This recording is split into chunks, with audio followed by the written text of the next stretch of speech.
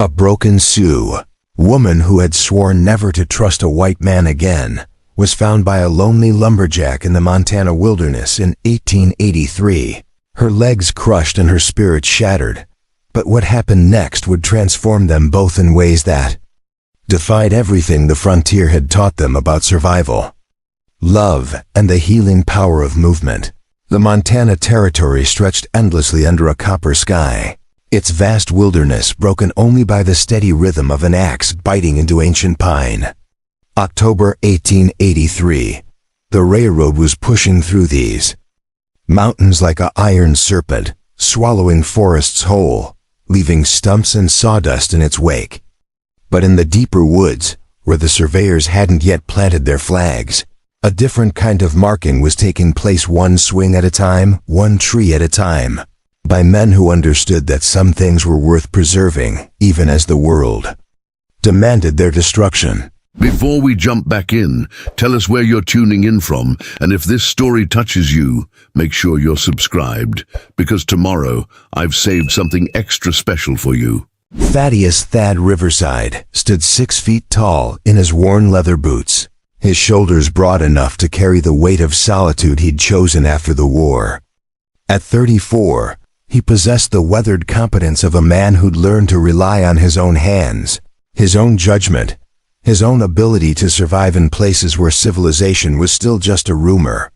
His dark hair was streaked with premature gray, and his green eyes held the careful distance of someone who'd seen too much of what men could do to each other when they forgot their humanity. The logging camp where Thad worked was a rough collection of canvas tents and timber shacks nestled in a valley carved by Clearwater Creek.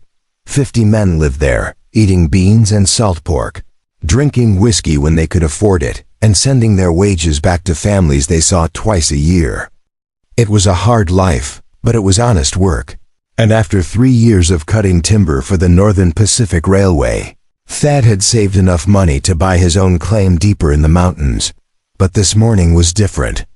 This morning, as Thad shouldered his axe and headed into the high country to mark trees for the next cutting crew, he carried with him the strange restlessness that had been building for weeks. Maybe it was the approaching winter, or maybe it was the way the other loggers talked about their wives and children during the long evenings around the fire.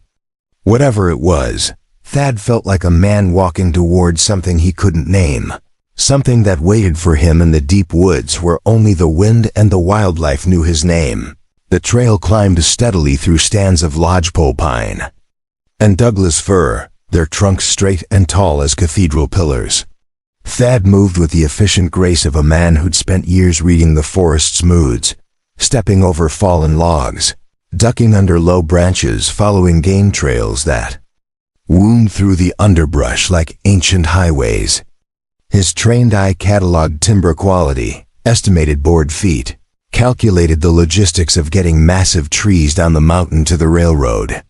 It was methodical work, but it allowed his mind to wander, to process the thoughts that had been churning since he'd received the letter from his sister in Ohio. Sarah had written to tell him about her new baby, about her husband's promotion at the bank, about the house they were building with a white picket fence and a garden for vegetables. She'd ended the letter with a question that had been haunting him for 3 weeks. When are you coming home, Thad? When are you going to stop running from what happened in the war and start living again? The letter sat folded in his shirt pocket, growing softer with each reading, its words becoming more insistent with each passing day. The war. Always the war. Thad had served with Sherman's army during the march through Georgia, had seen Atlanta burn and witnessed the systematic destruction of everything the South held dear. He'd done his duty, followed orders, survived when good men hadn't, and come home to an Ohio that felt smaller, more confined, less real than the vast battles he'd fought. The nightmares had started 6 months after his discharge, and after 2 years of jumping at loud noises and waking up in cold sweats, he'd decided that the frontier was the only place big enough to contain the restlessness that ate at him. The sound reached him just as he crested a ridge overlooking Bear Creek Canyon. Not the normal sounds of the forest, Not bird calls or wind through the pines or the distant crash of falling timber. This was something else entirely. A rhythmic thumping, like drumbeats, but irregular, desperate. And underneath it, barely audible, the sound of human voices raised in what might have been song, or might have been lamentation. Thad froze, his hand instinctively moving to the Colt revolver at his hip. The Indian wars were officially over, but tension still ran high. In the Montana Territory, the Sioux had been moved to reservations, but not all of them had gone willingly, and stories circulated through the logging camps about warriors who'd chosen to remain in the deep woods rather than submit to government control. Most of the loggers carried weapons, and most of them shot first and asked questions later when they encountered Indians in the wilderness. But Thad had learned different lessons during the war. He'd learned that understanding your enemy was more valuable than fearing him, that survival often depended on knowing when to fight and when to listen.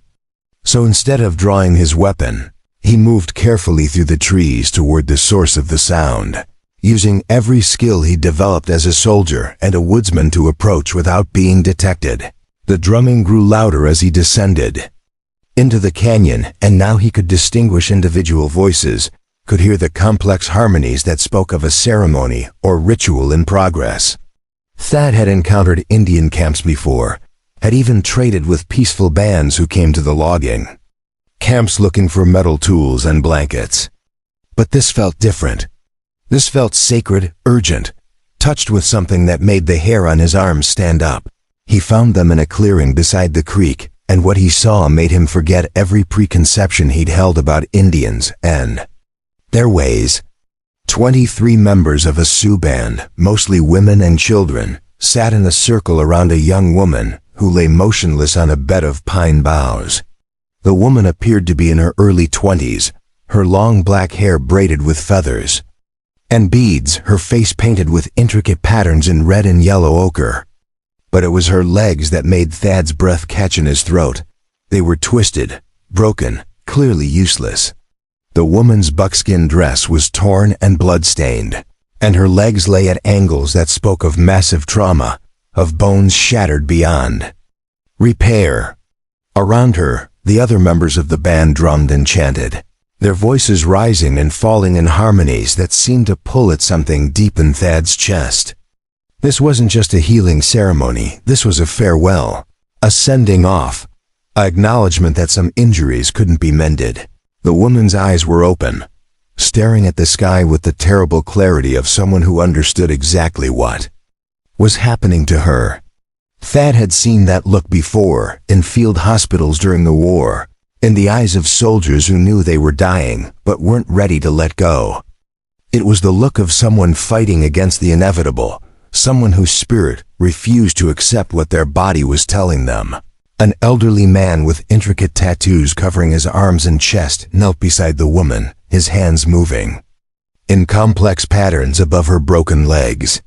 He spoke in a language Thad didn't understand, but the tone was unmistakable. This was a medicine man, a healer, someone who dealt with the boundary between life and death.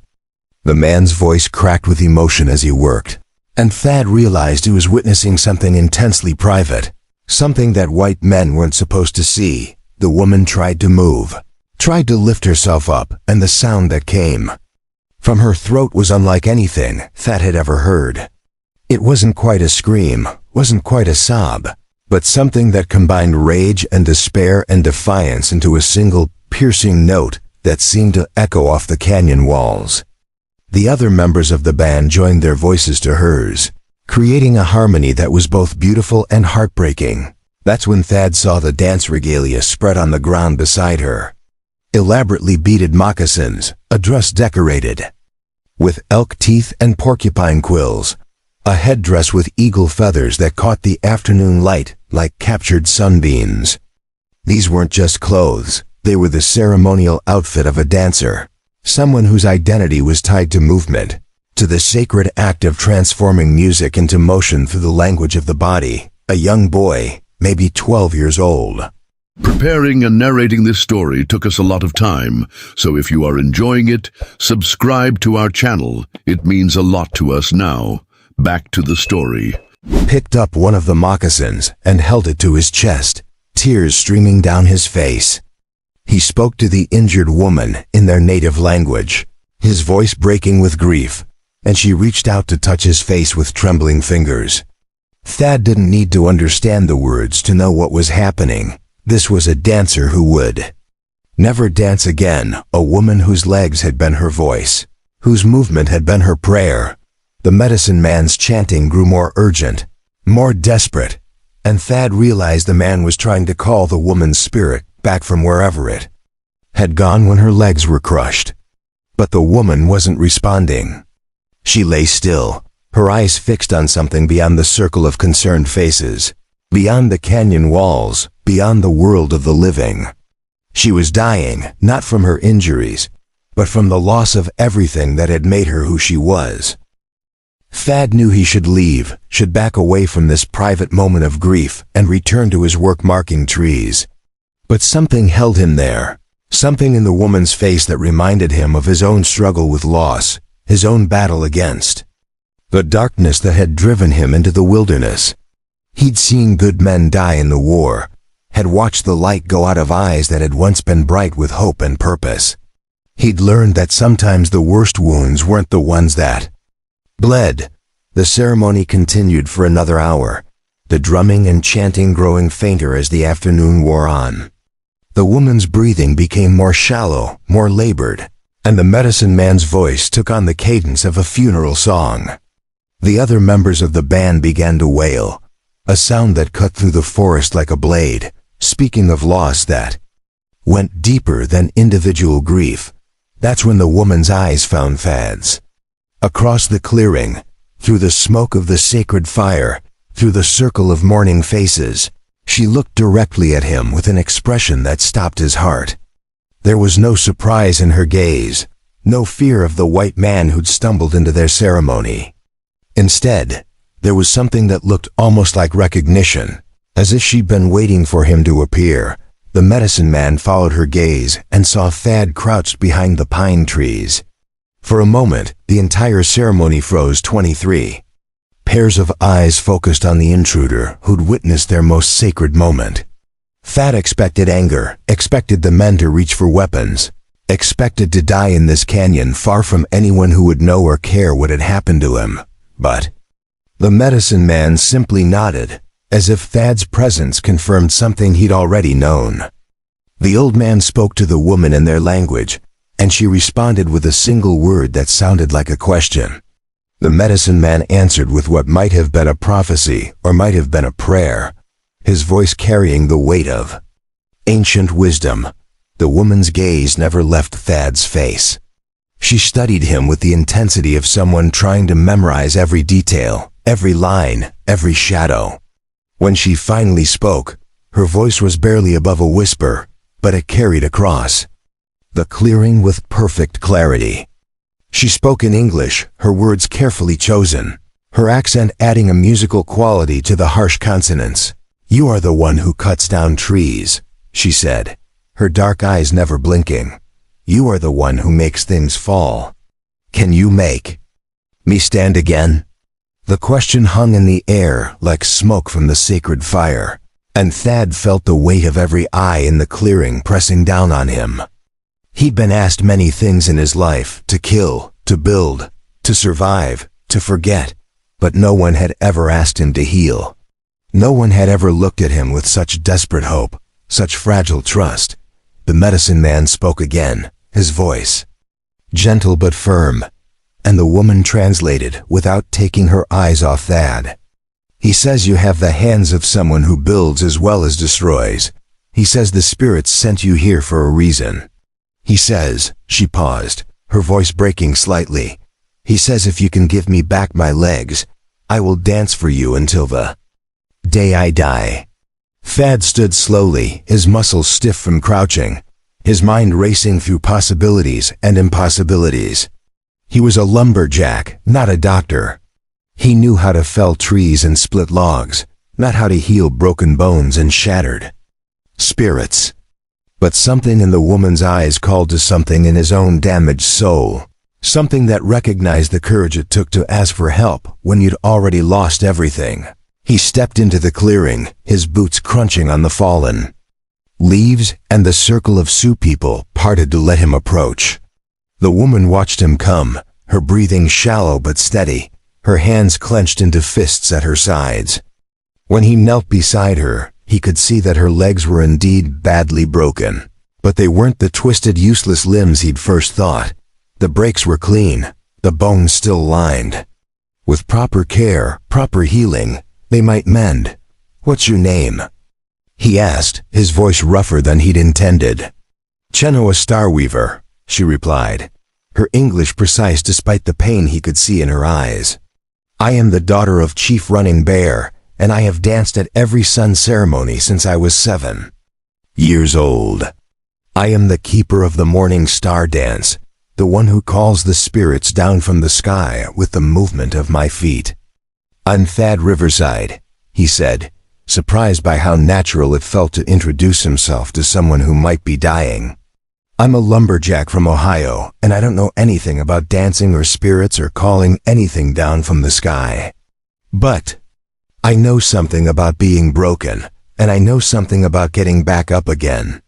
Chenoa's eyes searched his face, looking for something she needed to see there. "My legs are destroyed," she said simply. "The medicine man says I will never walk again, never dance again. He says I should prepare to join my ancestors, that my time as a dancer is finished."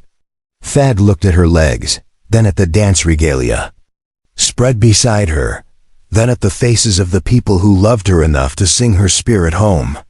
He thought about his sister's letter, about the life he'd been running from, about the skills he'd learned in the war, that had nothing to do with killing and everything to do with keeping people alive when everything seemed hopeless. "Maybe," he said, his voice steady despite the magnitude of what he was considering, "maybe we should find out what's possible before we decide what's impossible." The medicine man spoke again, his voice carrying the authority of age and wisdom, and Chenoa translated. "He says if you take me from this place, if you try to heal me and fail, my spirit will be lost forever.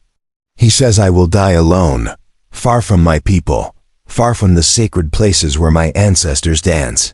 Thad met the old man's eyes, seeing the challenge there, the test of his intentions and his courage. "Tell him," Thad said, his voice carrying across the clearing. "Tell him that I've seen enough people die, and I've seen enough people give up. Tell him that I don't make promises I can't keep, but I don't walk away from people who still have fight left in them." Chenoa spoke to the medicine man in their language, her voice growing stronger with each word. The old man listened, then asked a question that made her laugh, a sound that was surprising in its warmth, its defiance of the circumstances. She answered, and the medicine man nodded slowly, as if something had been settled. "He wants to know," Chenoa said, turning back to Thad, "if you understand that saving someone's life and giving them a reason to live are two different things. He wants to know if you're prepared to help me find my way back to the dance, not just back to walking." Thad looked at the woman lying broken on the pine boughs, at the dance regalia that represented everything she'd lost, at the faces of the people who were willing to let a stranger carry their hopes because they had nowhere else to turn. He thought about the trees he'd marked for cutting, about the life he'd built around solitude and safety, about the sister who'd asked when he was going to stop running and start living. "I don't know anything about dancing," he said finally, his voice carrying the weight of a decision that would change everything. "But I know something about music, and I know something about movement, and I know something about what it means to lose the thing that makes you who you are. If you're willing to fight for it, I'm willing to help you find your way back to whatever makes you whole." The medicine man spoke one final time, his voice carrying the solemnity of a blessing and the finality of a farewell. Chenoa listened, then looked at Thad with eyes that held both terror and hope. "He says the spirits have spoken. He says you are the bridge between two worlds, the one who can help me find my way back to the dance." he says, her voice dropped to a whisper. He says, if you can give me back my legs, I will dance for you until the stars fall from the sky. And in that moment, as the afternoon sun slanted through the pine trees and the sacred fire sent smoke spiraling toward the heavens, Thaddeus Riverside made a promise that would transform them both of a promise that would teach him the difference between surviving and truly living, between cutting things down and helping them grow, between the loneliness of the wilderness and the miracle of two broken people choosing to heal each other. The journey back to Thad's cabin took 3 days, each one a testament to the fragile boundary between determination and madness. Chenoa lay strapped to a travois that Thad had constructed from pine poles and canvas, her broken legs immobilized with splints carved from birch bark and padded with moss. Every jolt, every bump in the rough terrain sent waves of agony through her body, but she never cried out, never asked him to stop, never questioned the wisdom of leaving her people's sacred ceremony for the uncertain promise of a white man's healing. The medicine man had given them supplies before their departure, packets of willow bark for pain, dried roots that would prevent infection, and a small leather pouch containing what he called the dance medicine, herbs, that would help Chenoa remember who she was when the pain tried to convince her she was nothing more than broken bones and shattered dreams. The old man had also given Thad something else, a carved wooden flute that had belonged to Chenoa's father, along with instructions that seemed more like prophecy than practical advice. When she forgets how to hope, the medicine man had said through Chenoa's translation, play her the song of her people. When she forgets how to trust, show her the strength of your hands. When she forgets how to dream, remind her that the dance lives in the heart before it lives in the feet. The flute now rode in Thad's pack, its weight seeming to increase with each mile. They traveled away from the canyon where he'd made an impossible promise. Thad's cabin sat in a clearing beside Whitefish Creek, a sturdy structure of chinked logs that he'd built during his first winter in the Montana Territory. It was a practical building, designed for survival rather than comfort, with a stone fireplace, a single room that served as kitchen, bedroom, and workshop, and a small lean-to, where he stored his tools and supplies. The cabin had been his sanctuary for 3 years, the place where he could escape the memories of war and the expectations of civilization. But as he carried Chenoa inside and laid her carefully on his bed, the space felt transformed. Her presence changed everything about the room, made it feel smaller and larger at the same time. The rough-hewn furniture and sparse decorations seemed suddenly inadequate, as if the cabin had been revealed as the hiding place it truly was rather than the home he'd tried to convince himself it could be. The first week was the hardest. Chenoa's legs were more damaged than Thad had initially realized, and the pain that racked her body was matched only by the fever that came and went like a tide. She drifted in and out of consciousness, speaking sometimes in English and sometimes in her native Lakota, her words a mixture of prayers and curses that needed no translation. Thad had dealt with injured men during the war, but this was different. This was a woman whose identity had been shattered along with her bones. He cleaned her wounds with whiskey and boiled water, reset the bones as best he could using techniques he'd learned from field medics, and fashioned proper splints from materials he found in the forest. His hands, calloused from years of swinging an axe, proved surprisingly gentle when it came to the delicate work of healing. But it was the nights that tested him most, when Chenoa's fever spiked and she called out for her mother, her father, the spirits that had once guided her dance. On the 4th night, when her fever reached its peak and her breathing became shallow and labored, Thad found himself holding her hand and talking to her in the darkness. He told her about Ohio, about the farm where he'd grown up, about the sister who'd married a banker and the life he'd left behind. He told her about the war, about the friends he'd lost, about the nightmares that had driven him into the wilderness. He told her things he'd never spoken aloud, secrets he'd carried for years. I know what it's like to lose the thing that makes you who you are, he whispered to her still form.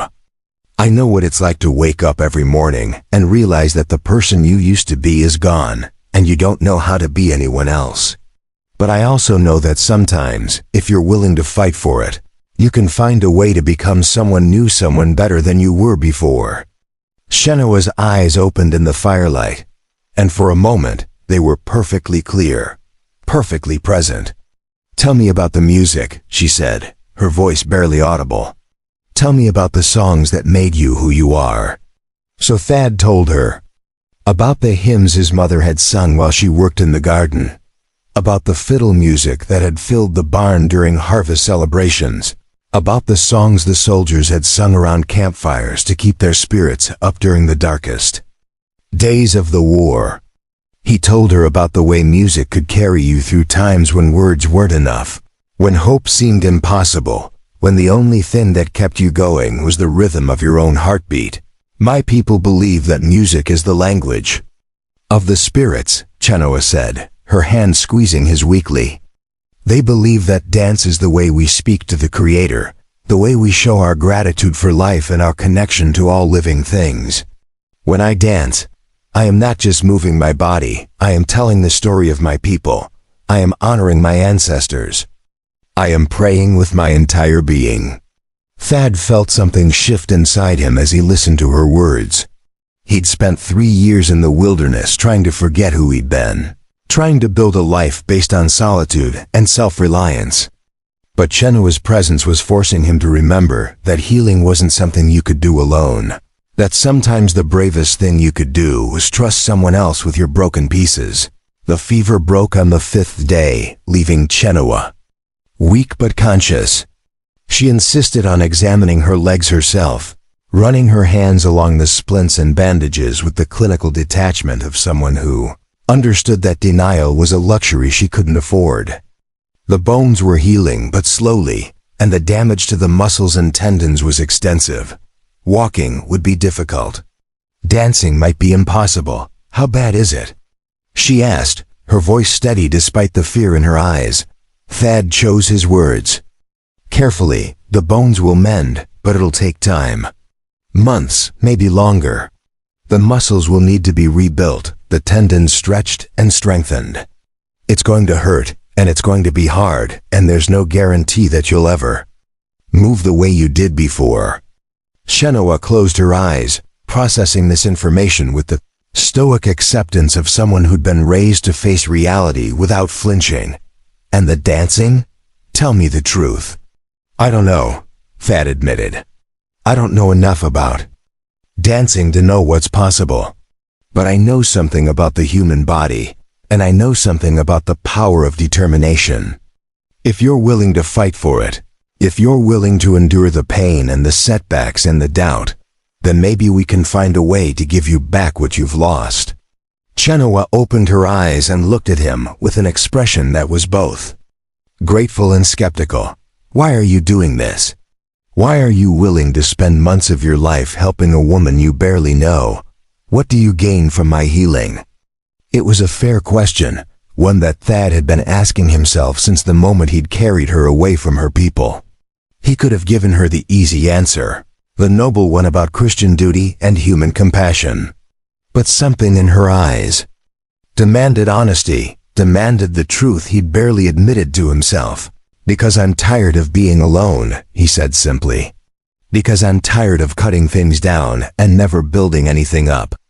Because maybe helping you find your way back to the dance will help me find my way back to whatever it is I'm supposed to be doing with my life." Shenoa studied his face for a long moment, then nodded slowly. "Then we help each other," she said. "You teach me to walk again, and I'll teach you to live again. But I have conditions." "Name them." "First, you don't treat me like an invalid. I may be broken, but I'm not helpless. I'll do whatever work I can, contribute whatever I can to our survival. Second, you learn about my people, my culture, my beliefs. If you're going to help me dance again, you need to understand what the dance means. Third," her voice grew softer, "more vulnerable.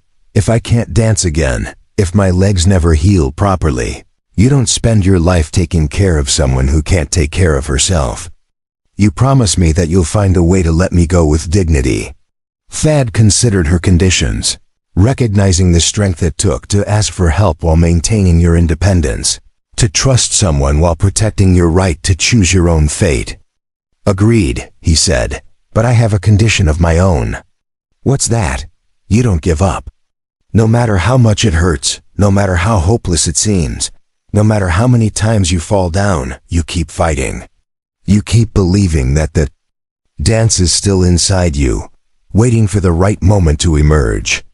"Deal." Chenoa extended her hand, and Thad shook it solemnly.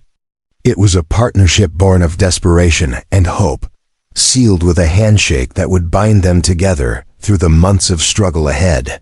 The next phase of Chenoa's recovery began with simple exercises designed to maintain circulation and prevent her muscles from atrophying. Thad would help her sit up in bed, then support her weight as she moved her arms and upper body through a series of stretches. Her legs remained immobilized, but she insisted on working with what she could control, determined to maintain whatever strength remained to her. It was during one of these sessions that Thad first glimpsed the dancer she had been, even confined to bed, even weak from injury and fever. There was something about the way she moved that spoke of grace, of rhythm, of a deep connection between her body and some internal music that pain couldn't silence. Her arms flowed like water, her spine curved like a willow branch, her head tilted with the unconscious elegance of someone who had spent years learning to make movement into art. "Show me," she said one afternoon as Thad helped her through her exercises. "Show me how you move when you work. I want to understand the rhythm of your life." Thad felt self-conscious as he demonstrated the motions of felling a tree, the way he positioned his feet, the arc of the axe, the follow-through. That sent chips flying. But Chenoa watched with the intense concentration of someone studying a new language, her eyes tracking every movement, every shift in weight, every moment of power and precision. "You have your own dance," she said when he finished. "It's not the same as mine, but it's there. You move with purpose, with control, with respect for the tool in your hands. That's what dance is: movement with intention, movement with meaning." Thad had never thought of his work in those terms, but as he watched Chenoa's eyes light up with understanding, he began to see the connection she was drawing. Every skill he'd learned, every trade he'd mastered, involved a kind of choreography, a sequence of movements that, when performed correctly, created something larger than the sum of its parts. "Teach me," Chenoa said, her voice filled with new energy. "Teach me the dance of your people, not just the steps, but the meaning behind them. Show me how work becomes art, how survival becomes grace." And so began the strangest education of Thad's life. While Chenoa's legs healed, she taught him about Sioux culture, about the sacred dances that marked the seasons and celebrated the connections between all living things. She told him stories of her grandmother, who had danced at the first sun ceremony she could remember, and of her father, who had carved the flute that now sat beside their bed like a promise waiting to be fulfilled. In return, Thad shared the skills and knowledge he'd accumulated over 34 years of life. He taught her to read the weather by the color of the clouds, to identify edible plants and medicinal herbs, to understand the patterns of wildlife that indicated the changing seasons. He showed her how to use his tools, how to split kindling with an axe, how to repair leather with needle and thread. But it was the music that created the deepest connection between them. Thad had brought his father's harmonica west with him, and in the evenings, as the fire burned low and Chenoa's pain medication took effect, he would play the simple melodies he remembered from his childhood. The instrument's plaintive voice seemed to speak directly to something in Chenoa's soul, and she would close her eyes and move her arms in time with the music, her upper body swaying as if she could still feel the rhythm in her legs. "Play the song of your people," she would whisper, and Thad would play hymns and folk songs, patriotic marches and lullabies, the musical heritage of a culture that had conquered a continent but somehow lost its connection to the land itself. In return, Chenoa would sing the songs of her people, her voice rising and falling in harmonies that seemed to echo the wind through the pines, the cry of eagles, the rush of water over stones. One evening, as winter began to tighten its grip on the Montana territory, Chenoa asked Thad to bring her the wooden flute her father had carved.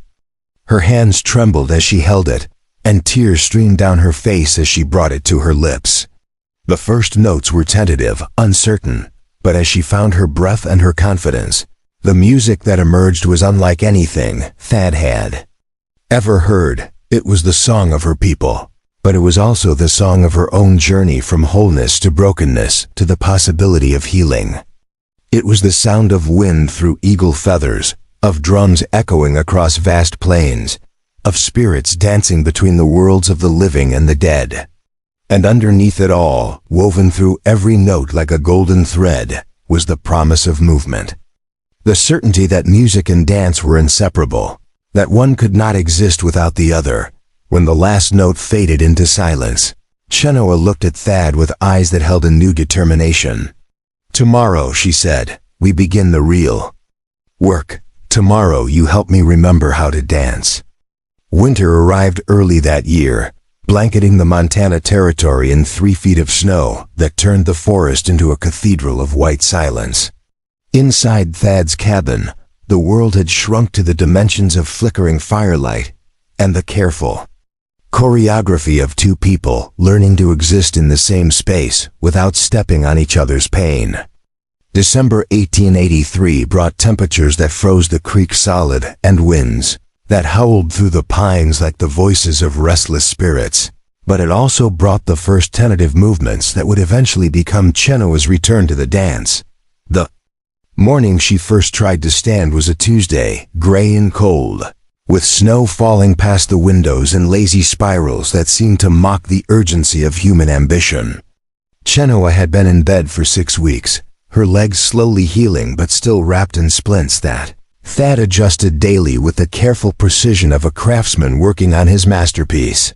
The bones had knitted properly, but the muscles had atrophied, and the tendons had shortened from lack of use. What should have been a simple matter of standing upright had become a complex engineering problem that required equal parts determination and delicate calculation. Thad had built a support frame from pine logs, a crude but functional apparatus that would allow Chenoa to bear weight gradually while maintaining her balance. The frame stood beside the bed like a wooden skeleton, its crossbeams padded with fur and its joints reinforced with iron brackets salvaged from old horse tack. It wasn't beautiful, but it was sturdy, and it represented hours of careful thought about angles and leverage, about the biomechanics of human movement and the psychology of incremental progress. "Are you ready?" Thad asked, his hands positioned to support her if she fell. Chenoa nodded, though her face was pale with apprehension. She had spent the morning preparing mentally, using techniques her grandmother had taught her for facing difficult challenges.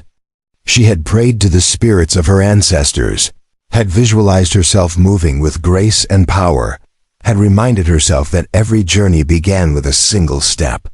But theory was different from practice, and the distance between her bed and the support frame might as well have been a canyon for all the fear it generated. The first attempt lasted less than 10 seconds.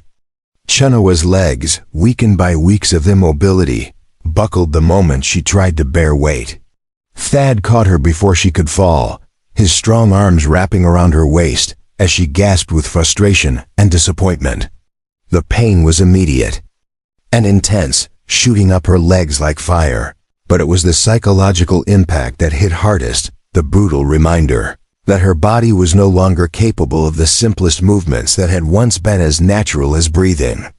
"Again," she said through gritted teeth, her jaw set with the kind of determination that had carried her people through generations of hardship. This time she managed to stand for 30 seconds, her hands gripping the support frame with white-knuckled intensity as she fought to maintain her balance. Her legs trembled with the effort, and sweat beaded on her forehead despite the cold air, but she remained upright. When she finally lowered herself back to the bed, there was something different in her eyes, not satisfaction, exactly, but a recognition that progress was possible, that the long journey back to wholeness had officially begun.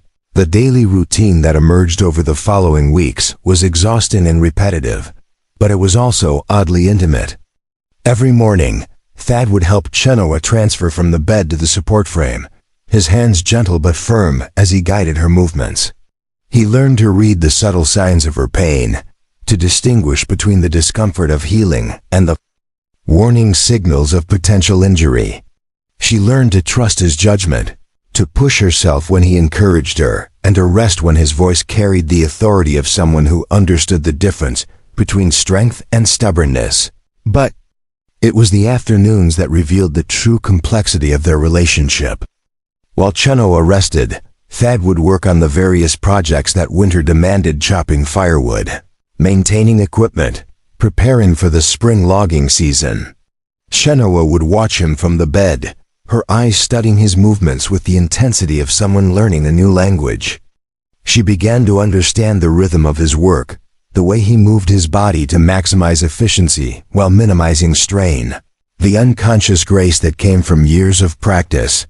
"You're dancing," she said one afternoon as she watched him split, kindling with short, precise strokes of his hatchet. Thad paused mid-swing, confused. "I'm working." "It's the same thing," Chenoa replied, her voice carrying the conviction of someone who had spent years understanding movement as a form of communication. "You have a rhythm, a pattern, a relationship with the tools in your hands. You're not just cutting wood, you're participating in something larger, something that connects you to the forest, to the seasons, to the cycle of growth and harvest and renewal." The observation forced Thad to reconsider everything he thought he knew about his own life. He had spent 3 years in the wilderness, thinking of himself as a man who had abandoned civilization and its complexities, who had chosen solitude over connection, survival over art. But Chenoa's words revealed a different truth, that he had been creating his own form of dance all along, finding rhythm and meaning in the simple acts of building, cutting, and maintaining the life he had carved out of the wilderness. This revelation led to a new phase in Chenoa's recovery. Instead of simply focusing on standing and walking, she began to incorporate the principles of dance into her physical therapy. She would visualize herself moving to the rhythm of Thad's work, her legs carrying her in patterns that matched the swing of his axe, the stroke of his saw, the steady cadence of his daily routines. It was unconventional, but it was also surprisingly effective. The breakthrough came in January, during a blizzard that trapped them in the cabin for 3 days. Chenoa had been working with the support frame for over a month, and her legs had regained enough strength to support her weight for extended periods. But standing was only the beginning. She needed to learn to move, to shift her weight, to take the tentative steps that would eventually become the flowing movements of traditional dance.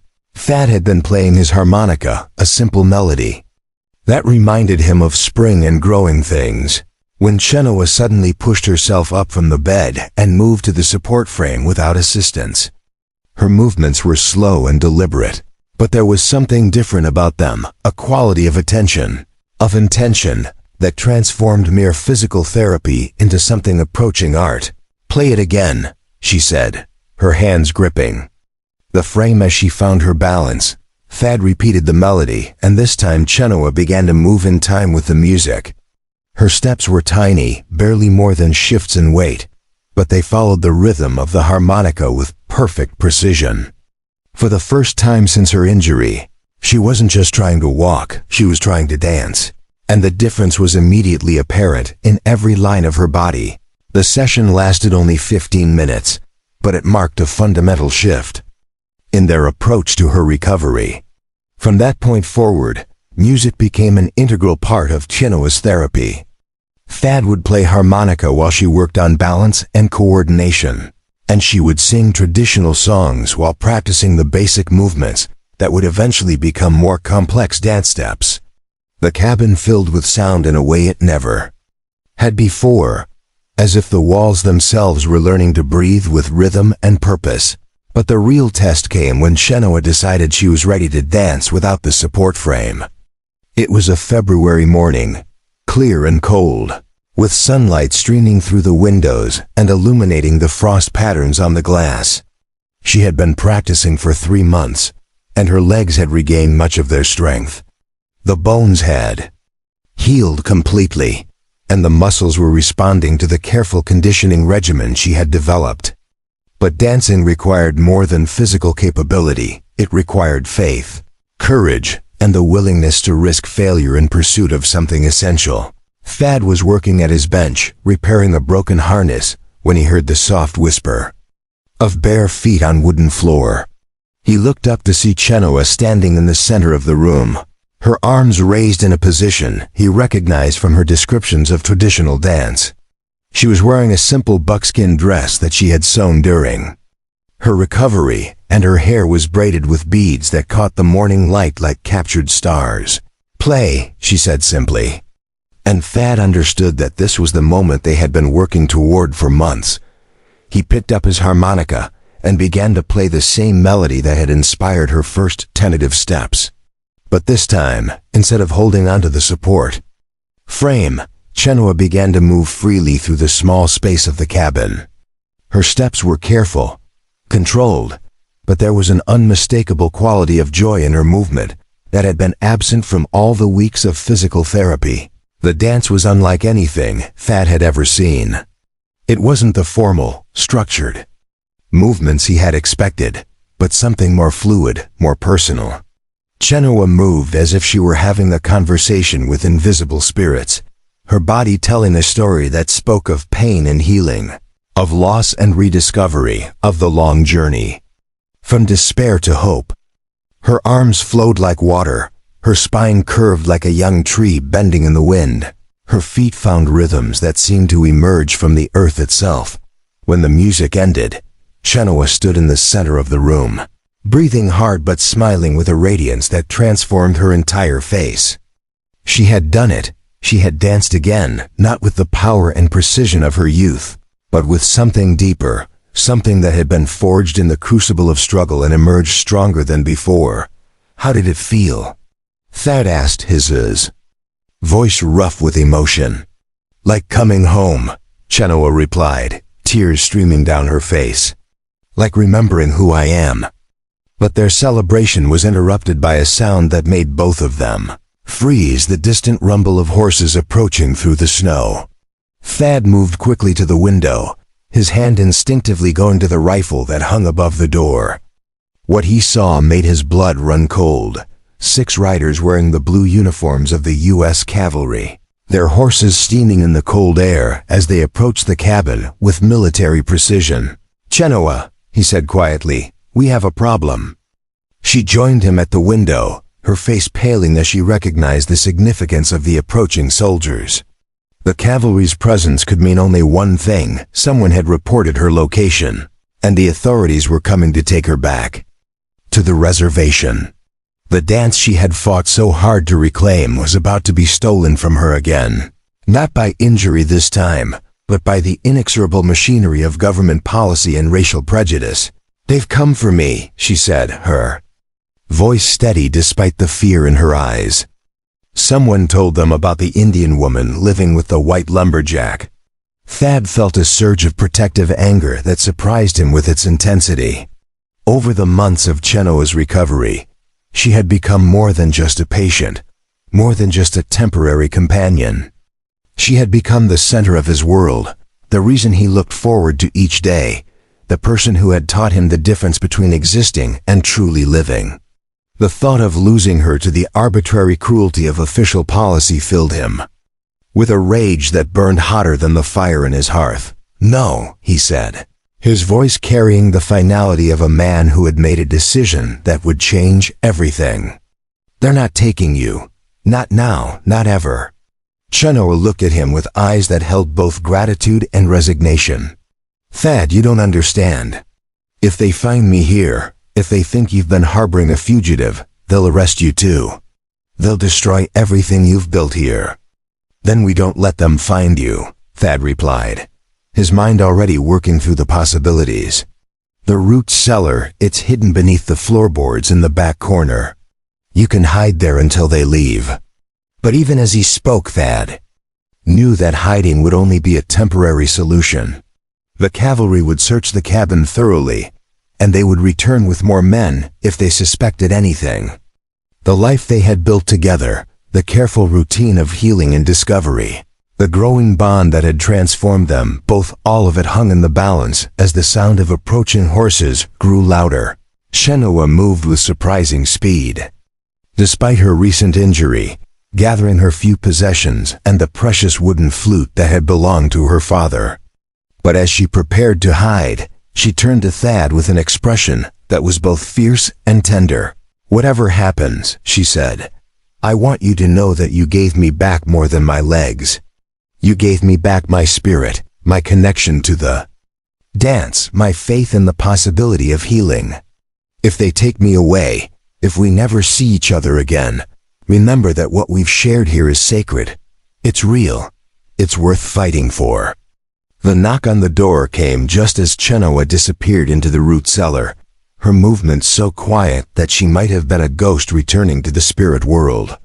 Thad took a deep breath, straightened his shoulders, and prepared to face whatever challenge awaited him on the other side of that door. But as he reached for the handle, he made a silent promise to the woman hidden beneath his floorboards. Whatever the cost, whatever the consequences, he would not let anyone take away the dance she had fought so hard to reclaim. The cavalry officer who knocked on Thad's door possessed the kind of weathered authority that came from years of frontier service, his uniform bearing the creases and stains of a man who had spent more time in the saddle than behind a desk. Captain Marcus Holloway was 43 years old, with steel-gray hair and eyes that had seen too much of what war could do to both soldiers and civilians. He carried himself with the rigid posture of military discipline, but there was something in his expression that suggested he took no pleasure in the duty that had brought him to this remote cabin on a February morning. "Mr. Riverside," the captain said, touching the brim of his hat in a gesture that was more courtesy than warmth. "I'm Captain Holloway, 7th Cavalry. Mind if my men and I come in? It's colder than a witch's heart out here, and we've got some questions that need answering."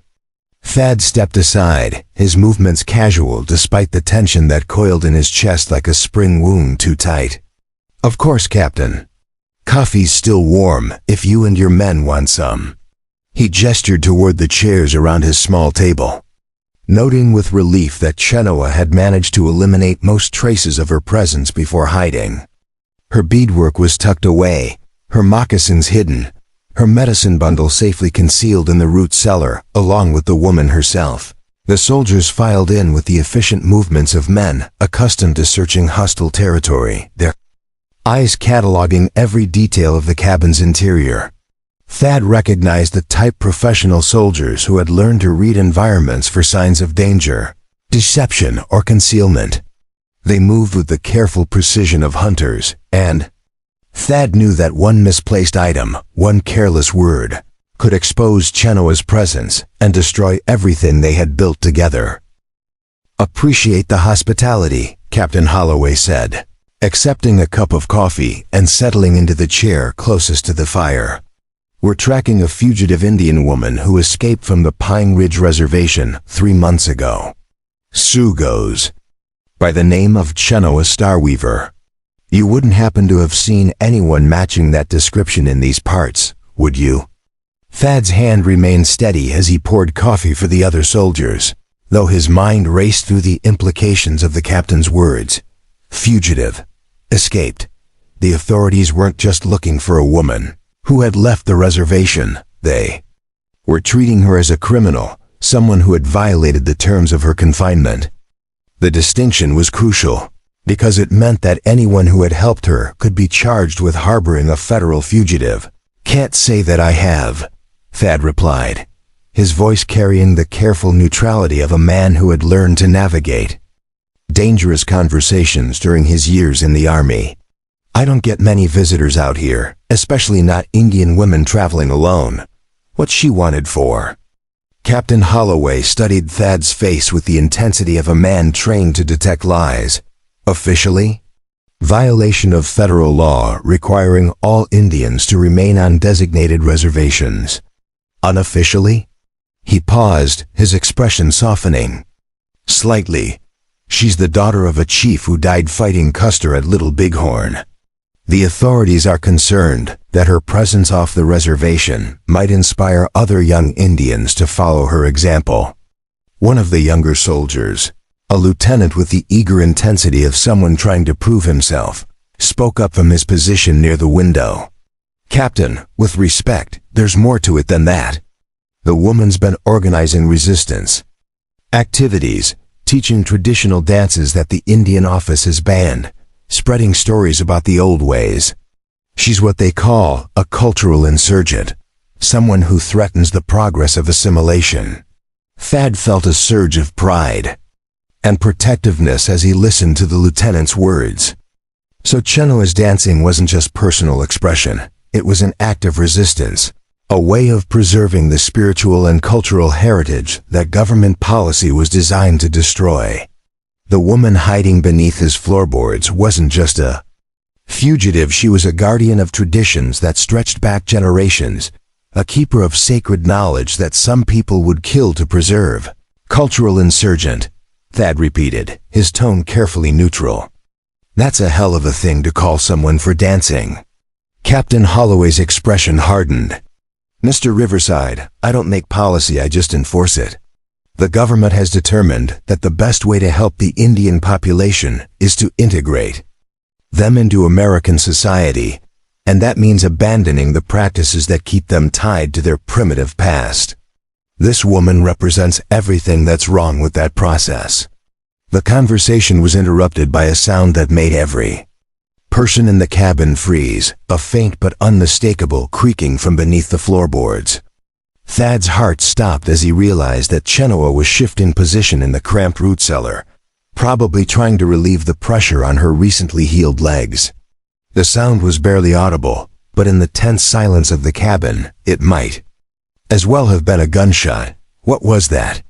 the lieutenant asked, his hand moving instinctively toward his sidearm. Thad forced himself to remain calm, drawing on every skill he had learned during his years as a soldier.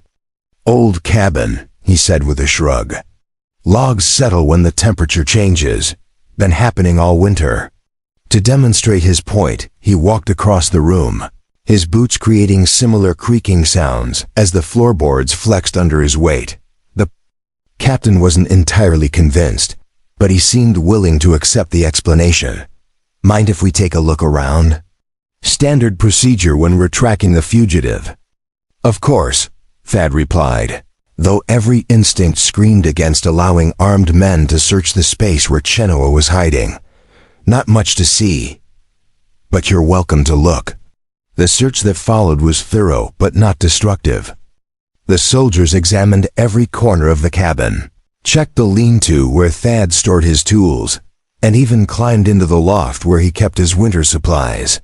They were professional, efficient, and increasingly frustrated by their failure to find any evidence of Indian presence. But they didn't think to look for a concealed entrance to a root cellar, and Thad was careful to avoid the area where Chenoa was hidden. It was during this search that Thad noticed something that made his blood run cold. The captain had picked up one of Chenoa's hairpins, a small piece of carved bone that had fallen behind the washstand during her morning routine. The officer studied it with the attention of a man who understood its significance, turning it over in his fingers as his expression grew more suspicious. "Interesting craftsmanship," Captain Holloway said, his voice deceptively casual. "Looks like Sioux work. You do much trading with the local tribes, Mr. Riverside?" Thad's mind raced as he tried to think of a plausible explanation. The hairpin was clearly of Indian manufacture, beautifully crafted with the kind of attention to detail that spoke of cultural tradition and personal significance. There was no way to explain its presence in his cabin without admitting that he had been in contact with Indian women. "Found it down by the creek last fall," Thad said, the lie coming more easily than he had expected. Figured some trader. Dropped it, or maybe it washed downstream from one of the reservation settlements. Kept it because the carving was so fine, thought it might be worth something to a collector. The captain's eyes narrowed, but before he could respond, the conversation was interrupted by the arrival of another rider. Through the window, Thad could see a civilian approaching the cabin, his horse steaming in the cold air as he dismounted with the urgency of someone carrying important news. "Captain Holloway," the newcomer called as he burst through the door without knocking. "We've got a problem. The Star Weaver woman was spotted 3 days ago near Fort Benton, over 100 miles north of here. Trading post owner identified her. From the description, said she was traveling with a group of mixed-blood traders heading for the Canadian border." The information hit the cabin like a thunderbolt. If Chenoa had been seen near Fort Benton, then she couldn't possibly be hiding in Thad's root cellar. The timeline didn't work, the distance was too great, and the witness was credible. Thad felt a surge of relief so intense that he had to grip the back of a chair to keep from swaying. Captain Holloway's expression shifted from suspicion to frustrated resignation. "You're certain of this information?" "Positive, sir." The trader described her perfectly, including the distinctive beadwork on her dress and the eagle feather in her hair. He said she was asking about routes to the Cypress Hills, probably trying to link up with Sitting Bull's band in Saskatchewan. The captain stood abruptly, his decision made. "Pack it up, men. We're wasting time here. If she's heading for the border, we need to intercept her before she reaches Canadian territory." He turned to Thad with what might have been an apology. "Sorry for the inconvenience, Mr. Riverside. False lead, apparently." Thad nodded, his expression carefully neutral despite the relief flooding through him. "No problem, Captain. Hope you catch up with her." The soldiers filed out as efficiently as they had entered, but Captain Holloway lingered in the doorway. "Mr. Riverside," he said quietly, "I've been chasing Indians across this territory for 15 years, and I've learned to read sign better than most. I don't know what you're hiding, but I know you're hiding something. If I were you, I'd be very careful about the choices I make in the next few months." The threat was subtle but unmistakable. Thad met the captain's gaze steadily. "I appreciate the advice, Captain, but I'm just a lumberjack trying to make an honest living. Don't see how that puts me at odds with the law." After the soldiers departed, Thad waited a full hour before approaching the concealed entrance to the root cellar. When he finally lifted the hidden floorboards, he found Chenoa crouched in the cramped space, her legs folded beneath her in a position that must have been agonizing for someone still recovering from major injuries. Her face was pale with pain and stress, but her eyes burned with the fierce intelligence that had allowed her to survive months of hiding. "Are they gone?" she whispered as Thad helped her out of the cellar. "For now," Thad replied, supporting her weight as she straightened her cramped legs. "But they'll be back. That captain isn't the type to let things go, and they're going to figure out eventually that the Fort Benton sighting was either mistaken identity or deliberate misdirection." Chenoa limped to the window, her movements careful but determined. "My cousin," she said with a slight smile. "She's about my size, and she's been wearing my old clothes to throw off the trackers. It was her idea. She said it would give me time to disappear completely." "Disappear to where?" Thad asked, though he dreaded the answer. Chenoa turned from the window, her expression serious. "Canada. There are bands of free Indians living in the Cypress Hills, people who refuse to accept reservation life. I can join them, live freely, dance without fear of arrest." The words hit Thad like a physical blow. He had known this moment would come, had understood intellectually that their time together was temporary, but the reality of losing her felt like losing a part of himself. "When?" he asked.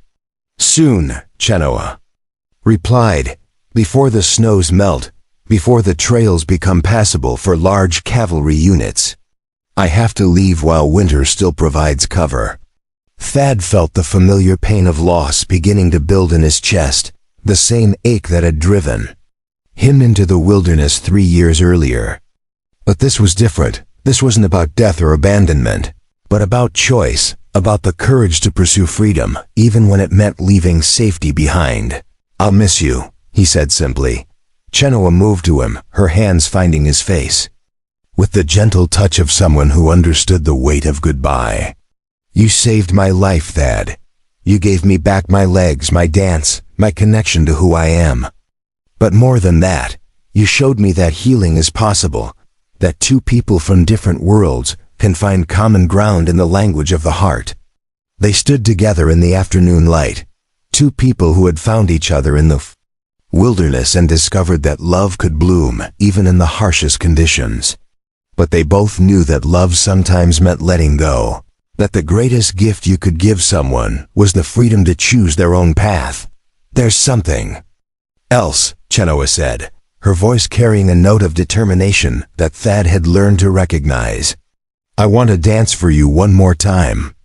Not the careful therapeutic movements we've been working on, but the real dance, the one that tells the story of our time together, the one that honors what we've shared and what we're about to lose." And as the winter sun slanted through the windows of the cabin, Chenoa began to move with a grace and power that transcended her physical limitations, her body telling a story of love and loss, of healing and hope, of the sacred bond between two souls who had found each other in the vast wilderness of the Montana Territory. The final dance began at sunset on the last day of February, when the Montana sky burned orange and purple above the snow-covered peaks, and the air held the first tentative promise of spring. Chenoa had spent the morning preparing herself with the same ritual care that her people had observed for generations before sacred ceremonies, braiding her hair with the few remaining beads from her grandmother's collection, painting her face with ochre and charcoal in patterns that told the story of her clan, her family, her journey from brokenness to wholeness. She wore the buckskin dress she had sewn during her recovery, but she had modified it with strips of ermine fur and porcupine quills that transformed it from simple clothing into something approaching ceremonial regalia. The eagle feather that her father had given her on her 16th birthday was woven into her hair, and around her neck hung the medicine bundle that contained sacred objects from her childhood, a piece of her grandmother's dancing shawl, a stone from the creek where she had learned to swim, sage from the hills where her people had hunted buffalo before the soldiers came. Thad had spent the day in his own form of preparation, though he barely understood what he was preparing for.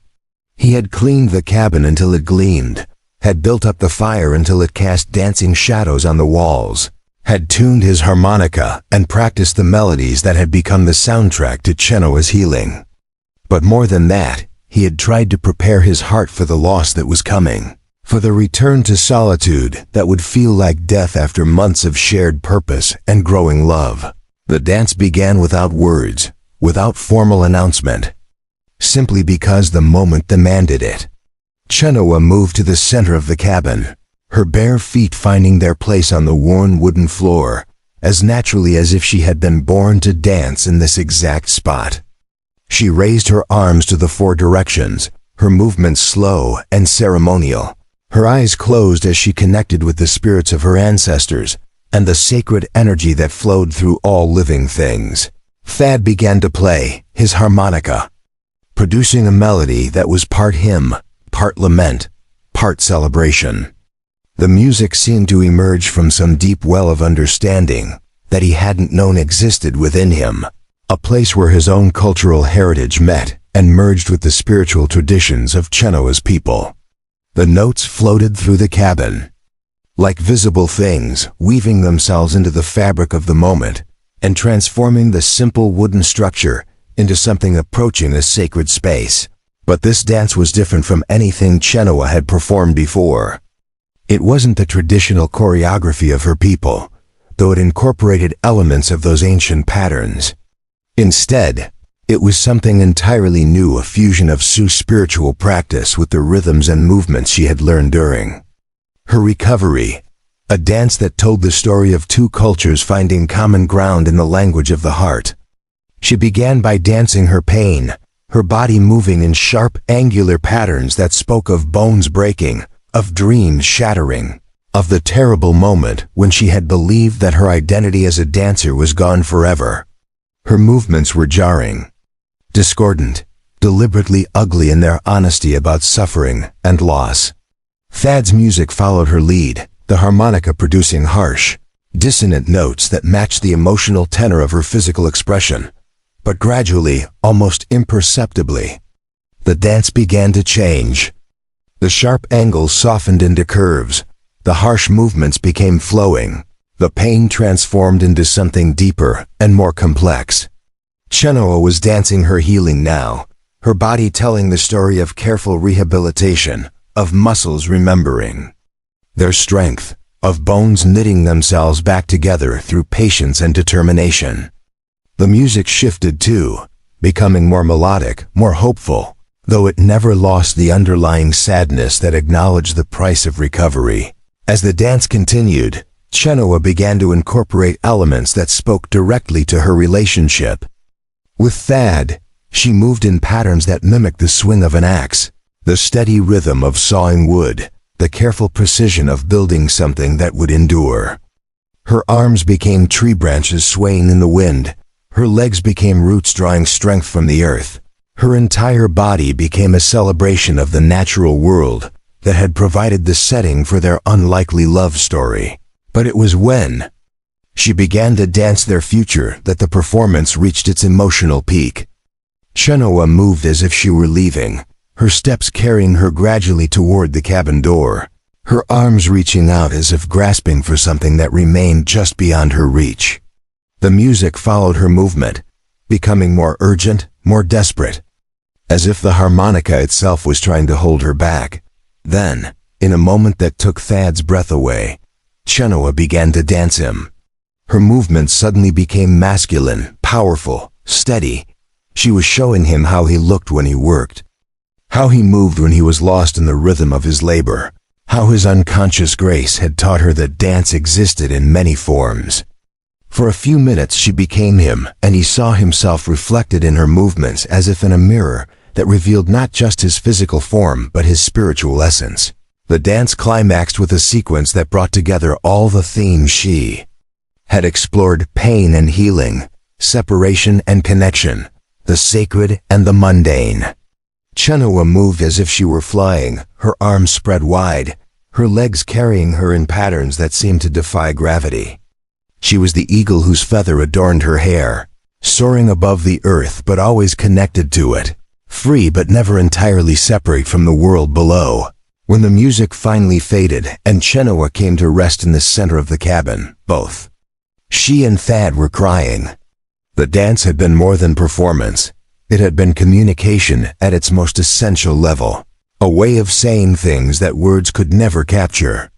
In 20 minutes of movement and music, they had shared the entire story of their time together, had honored what they had built and acknowledged what they were about to lose.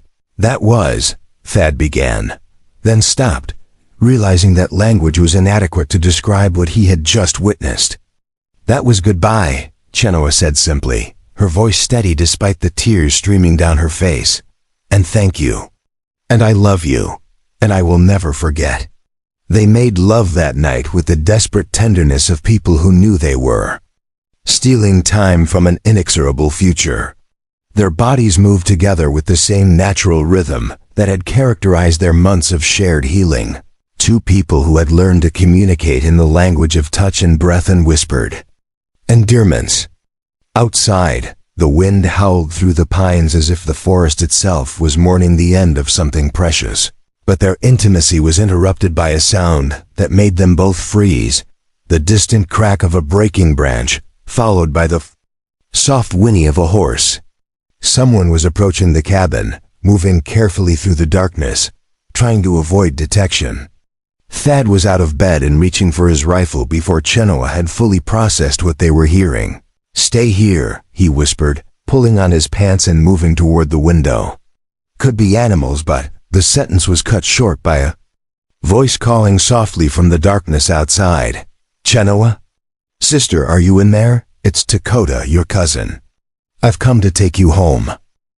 Chenoa's face lit up with a mixture of relief and renewed sadness. Dakota was her father's brother's son, a warrior who had refused to accept reservation life and had spent the last 5 years living with the free bands in Canada. His presence meant that escape was possible, that the plans they had made were finally coming to fruition. But it also meant that the moment of separation had arrived. Thad opened the door to admit a young man who looked so much like Chenoa that they could have been siblings. Dakota was perhaps 25, with the lean build and alert eyes of someone who had spent years living as a fugitive. He wore traditional clothing, buckskin pants and shirt, moccasins, a fur robe that spoke of successful hunting, but he also carried modern weapons and moved with the confident efficiency of someone who had learned to navigate between two worlds. "Cousin," Chenoa said, embracing him with obvious affection. "I didn't expect you for another week. The cavalry is closer than we thought," Dakota replied, his English accented but fluent. "My scouts report that they've figured out the Fort Benton deception. They're moving search parties through all the valleys between here and the border. We have to leave tonight, before they close the escape routes." The news hit Thad like a physical blow. They had known this moment would come, had prepared for it emotionally and practically, but the sudden urgency transformed abstract future into immediate present. Chenoa would be leaving in hours, not days, and there would be no time for extended goodbyes or gradual adjustment to the idea of separation. "I need to pack," Chenoa said, her voice steady despite the emotion in her eyes. "Dakota, this is Thad Riverside. He's the one who saved my life, who helped me learn to dance again." Dakota studied Thad with the careful attention of someone evaluating a potential threat or ally. "I've heard about you from the traders, from the scouts who've been watching this valley. They say you're a good man, a man who can be trusted. My cousin is alive because of you, and for that, you have the gratitude of our people."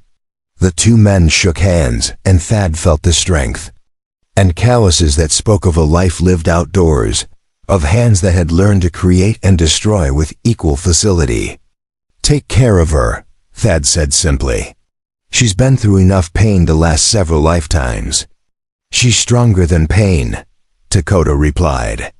"Stronger than the soldiers who hunt her, stronger than the government that wants to destroy our way of life. She's a keeper of the sacred dances, a link to our ancestors. As long as she lives, as long as she moves, our people will remember who they are." Chenoa's packing was swift and efficient, limited by the practical requirements of travel on horseback through dangerous territory. She took only the essentials: warm clothes, her father's flute, the medicine bundle that contained her most sacred possessions. Everything else, the beadwork she had created during her recovery, the buckskin dress she had sewn, the small tokens of their shared life, would remain in the cabin as silent testimony to the months they had spent healing each other. But as she prepared to leave, Chenoa made a decision that surprised both men. She took the eagle feather from her hair and approached Thad with a solemnity that spoke of ceremony, of the transfer of something sacred from one person to another. "This belonged to my father," she said, holding out the feather. "He wore it when he danced, when he hunted, when he led our people in battle. It carries the power of the eagle, the ability to soar above the earth while remaining connected to it. I want you to have it." Thad started to protest, understanding the significance of the gift and feeling unworthy to receive it. But Chenoa silenced him with a gesture. "You gave me back my Gans. This feather will remind you that you carry the spirit of the eagle within you, the power to rise above pain, to see clearly from great heights, to protect those who cannot protect themselves." The exchange was more than gift-giving. It was a ritual of bonding that transcended cultural boundaries, a way of ensuring that their connection would survive physical separation. Dakota watched approvingly, recognizing the spiritual significance of his cousin's action. Time was running short, and Dakota's urgency was becoming more apparent with each passing minute. "We have to leave," he said, his voice carrying the authority of someone accustomed to making life or death decisions. "The moon is setting, and we need darkness to cover our movement through the valley." Chenoa nodded, understanding the tactical requirements of their escape. But she turned to Thad one final time, her hands finding his face with the gentle touch of someone trying to memorize every detail. "I will dance for you every day," she said, her voice breaking slightly. "Wherever I am, whatever happens, I will dance and remember the man who taught me that healing is possible, that love can bloom even in the wilderness, that two people from different worlds can find common ground in the language of the heart. And I will remember the woman who taught me that survival isn't enough." Thad replied, his own voice rough with emotion. "That there's a difference between existing and living, between cutting things down and helping them grow. You saved my life as surely as I saved yours." They kissed once, a kiss that contained all the words they would never speak, all the tomorrows they would never share, all the love that had grown between them in the crucible of shared struggle and mutual healing. Then Chenoa stepped back, gathered her few possessions, and walked toward the door where Dakota waited with the horses. She paused at the threshold, looking back at the cabin that had been both prison and sanctuary, at the man who had given her back her dance and her belief in the possibility of healing. "Don't forget me," she said simply. "Never," Thad replied, the eagle feather heavy in his hand. "Dance free, Chenoa Starweaver. Dance for both of us." And then she was gone, disappearing into the Montana darkness with her cousin, carrying nothing but the clothes on her back and the knowledge that love could survive even the cruelest separations. Thad stood in the doorway until the sound of hoofbeats faded into silence, until the only sounds were the wind through the pines and the distant call of a night bird that might have been an eagle, soaring free above the vast wilderness that had brought them together and was now carrying them apart. Spring came to the Montana territory with the sudden violence of a dam bursting, turning the frozen wilderness into a rushing torrent of snowmelt and new life. By April of 1884, the mountains had shed their winter white for the tender green of emerging grass, and the streams ran high with water that carried the promise of renewal and the memory of endings. Thad Riverside stood at the edge of Whitefish Creek, watching the current carry away the last remnants of winter ice, each piece a small reminder of the woman who had vanished into the darkness 6 weeks earlier. The cabin felt different now, larger and smaller at the same time, as if Chenoa's absence had somehow altered the fundamental architecture of the space. Her physical traces were gone, the beadwork, the moccasins, the small personal items that had marked her presence, but the spiritual imprint of her healing remained in every corner. The support frame still stood beside the bed, no longer needed, but somehow too important to dismantle. The floorboards still bore the subtle impressions of her dance steps, worn smooth by months of careful practice and one perfect performance. Thad had returned to his work with the logging crews, but the rhythm of his days had fundamentally changed. Where once he had swung his axe with the mechanical precision of a man trying to forget, now he moved with the conscious grace of someone who understood that work could be a form of prayer, that the simple act of building something useful was itself a kind of dance. The other loggers noticed the change but couldn't name it. There was something different about Riverside, something that made his movements more fluid, his presence more centered. The eagle feather that Chenoa had given him rode in his shirt pocket, close to his heart, a constant reminder of the connection that distance couldn't sever. Sometimes when the wind was right and the forest was quiet, he would take it out and study its intricate pattern, remembering the woman who had worn it with such dignity, who had transformed pain into beauty through the ancient alchemy of movement and music, but it was the letters that truly kept their connection alive. They arrived irregularly, carried by a network of traders and sympathizers who understood the value of maintaining communication across the vast distances of the frontier. The first letter had come 3 weeks after Chenoa's departure, written in her careful English on paper, that still smelled faintly of sage and campfire smoke. "My dearest Thad," the letter began, "I write this from the Cypress Hills, where the grass grows tall and the eagles soar freely above the endless sky. We made the journey safely, though there were moments when I feared we would not escape the soldiers who hunted us. Dakota proved to be as skilled a guide as he is a warrior, leading us through paths that only the deer and the spirits know.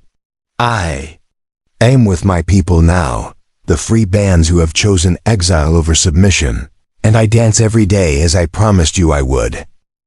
The letter went on to describe the life she had found among the refugee bands, the communal lodges where children learned the old stories, the ceremonies that preserved traditions the government was trying to destroy, the sense of belonging that came from being surrounded by people who understood the sacred nature of the dance.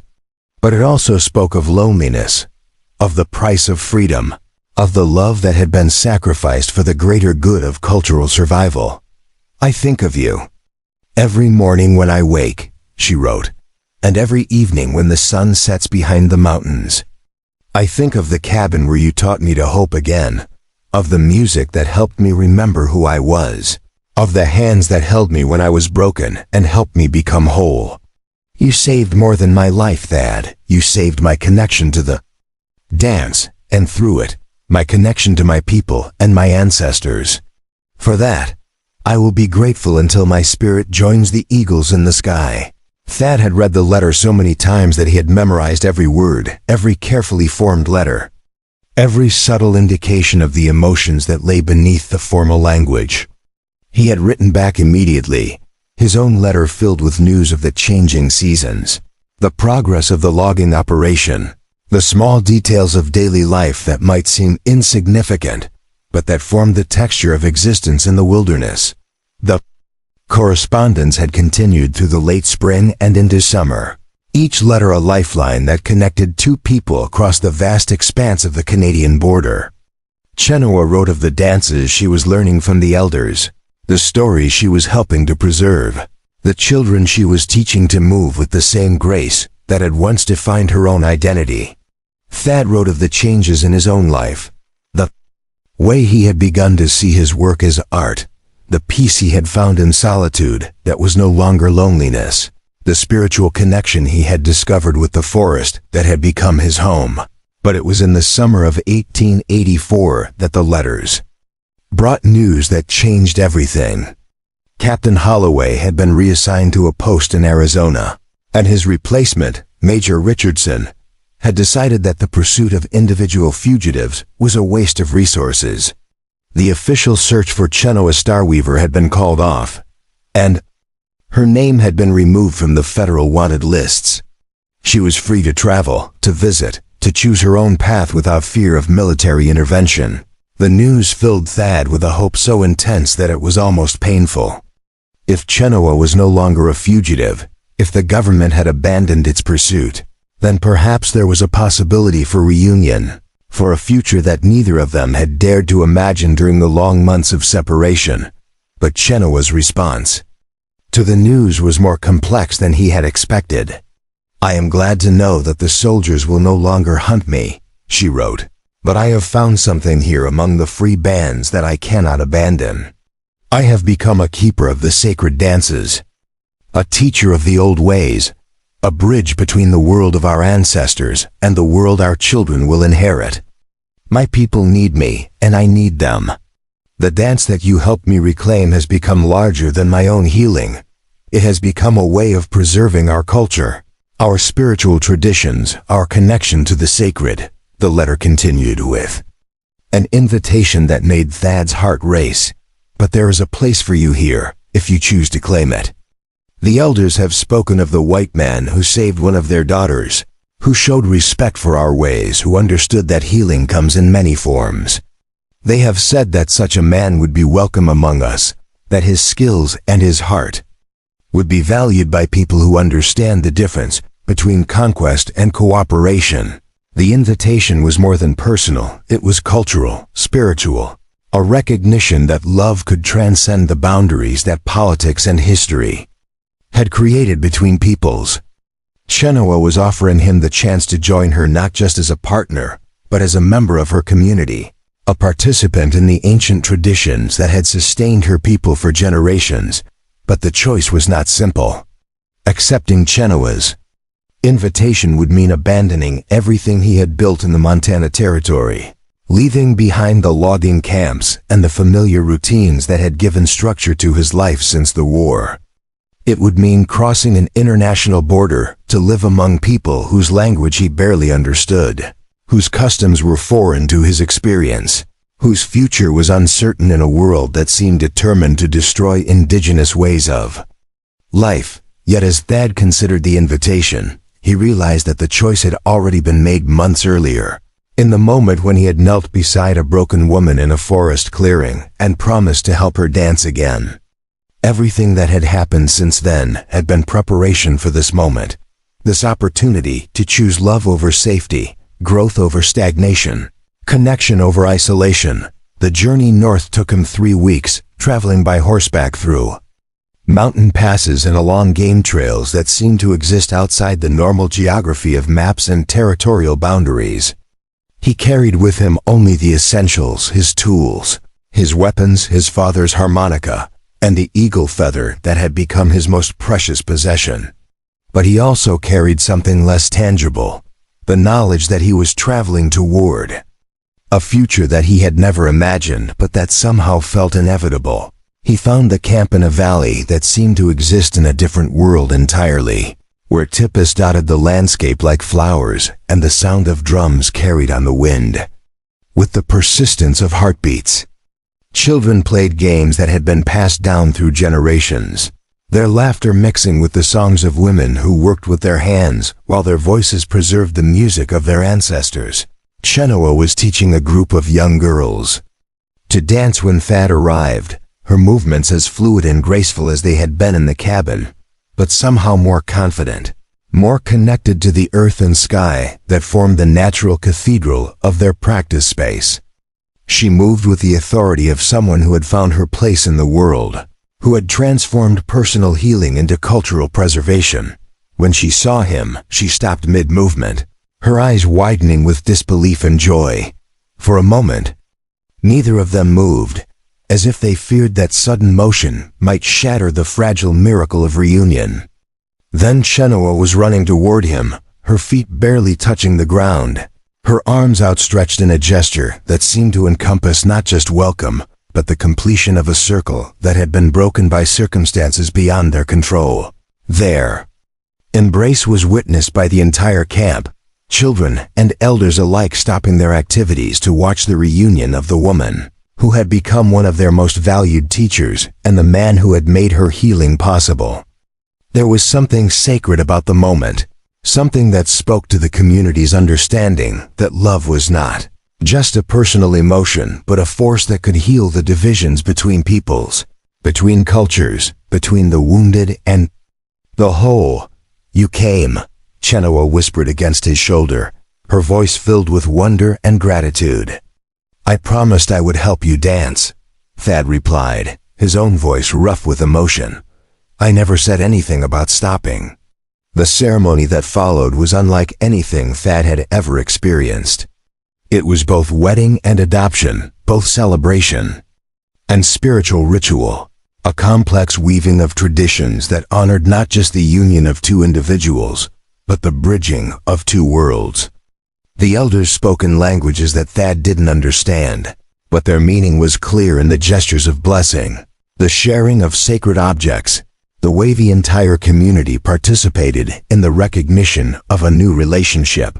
But it was the dance that sealed their union, a performance that involved not just Chenoa and Thad, but the entire community, young and old, men and women, all moving together in patterns that spoke of continuity, of the way individual stories became part of the larger narrative of cultural survival.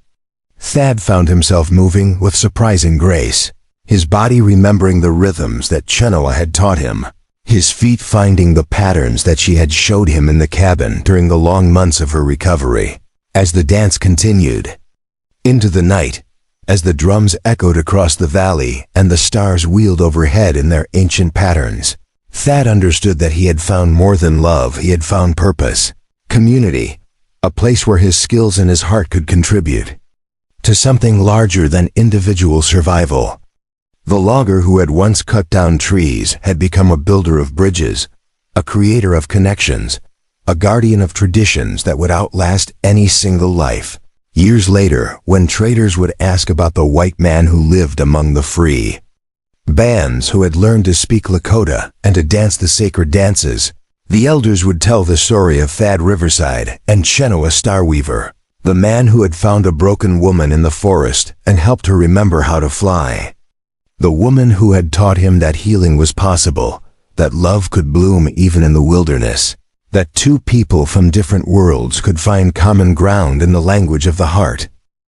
And in the evenings, when the work was done and the children gathered around the fires to hear the old stories, Chenoa would dance for them the story of her healing, her movements telling the tale of pain and recovery, of loss and love, of the journey from brokenness to wholeness that had transformed them both.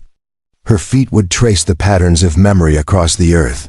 Her arms would reach toward the sky where eagles soared free, and her voice would carry the music of a people who had learned that survival was not enough, that sometimes the greatest victory was simply the courage to keep dancing, to keep moving, to keep believing that tomorrow could be better than today.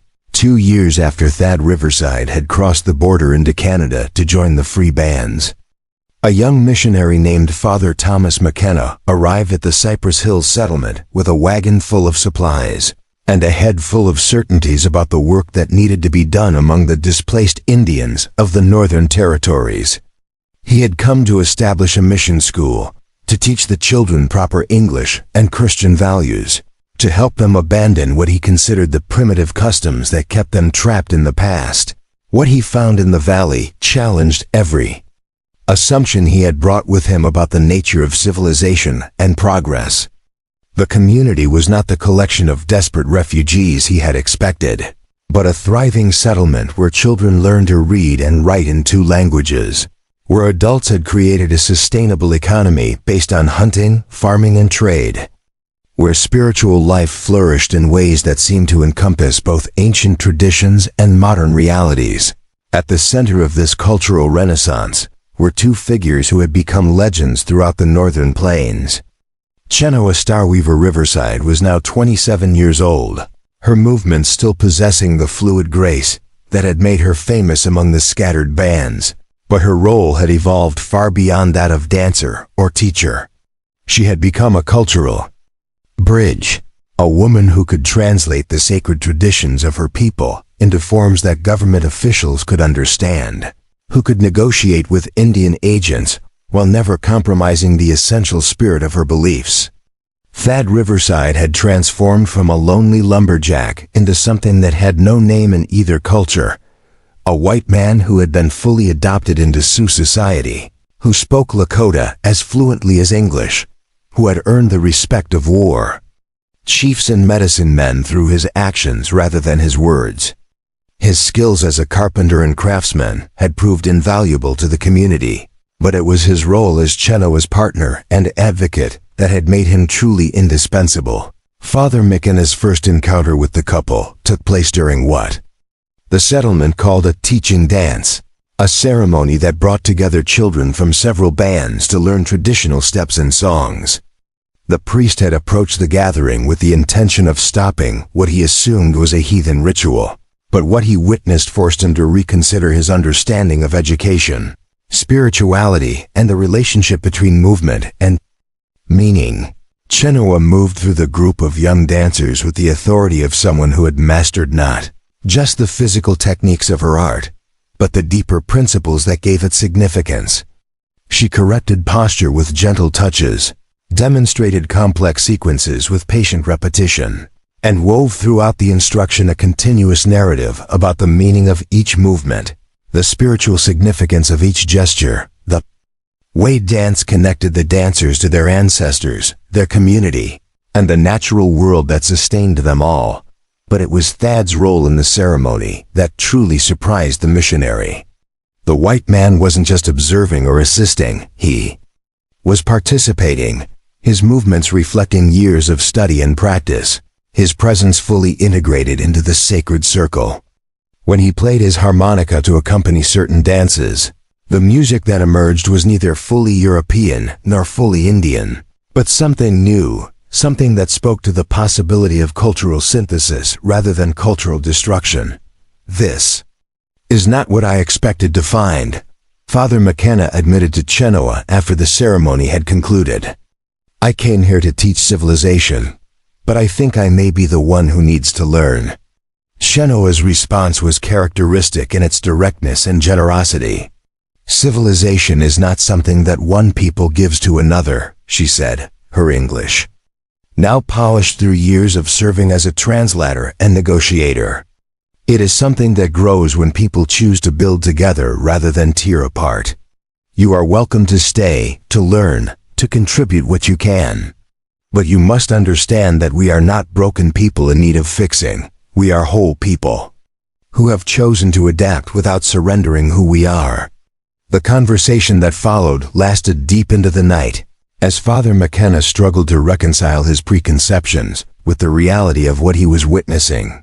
The settlement was not just surviving, it was thriving, creating new forms of art and music and storytelling that honored the past while embracing the future. Children grew up bilingual and bicultural, equally comfortable with traditional ceremonies and modern technologies, prepared to navigate a world that demanded both adaptation and authenticity. Thad spoke of his own transformation, of the way his understanding of work and purpose had evolved through his relationship with Chenoa and her people. I came to this country thinking that progress meant cutting down forests and building cities, he said. But I learned that real progress means finding ways to live in harmony with the world around us, to create beauty instead of just consuming resources, to build communities instead of just accumulating wealth. Over the following months, Father McKenna found himself becoming not a missionary but a student, learning Lakota words and customs, participating in ceremonies that opened his eyes to spiritual dimensions he had never imagined. His letters back to the church hierarchy described not savages in need of salvation, but people who had achieved a kind of integration between sacred and secular life that his own culture had lost. The settlement's influence spread far beyond its own boundaries. As visitors came to witness the unique synthesis of cultures that Chenoa and Thad had helped create, government officials arrived expecting to find a troublesome concentration of renegade Indians, and instead discovered a model of successful cultural adaptation that challenged their assumptions about assimilation and progress. By 1886, the Cypress Hills settlement had become something unprecedented in the history of white Indian relations, a place where two cultures had learned to coexist and cross-pollinate, where the healing that had begun with one woman's broken legs had expanded into a healing between peoples, where the dance that had saved Chenoa's spirit had become a bridge between worlds that had seemed forever divided.